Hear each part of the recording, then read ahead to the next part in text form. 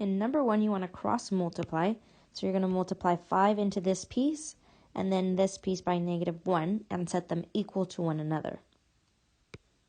When you do that, that first piece is going to give you 5x plus 5. You have to do both pieces.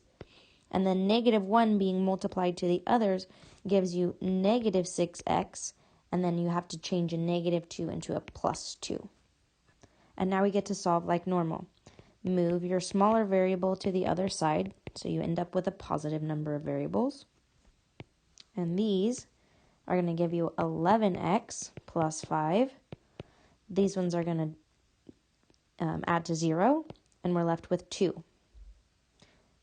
And now we're going to move our number pieces to the other side. These ones are going to be eliminated.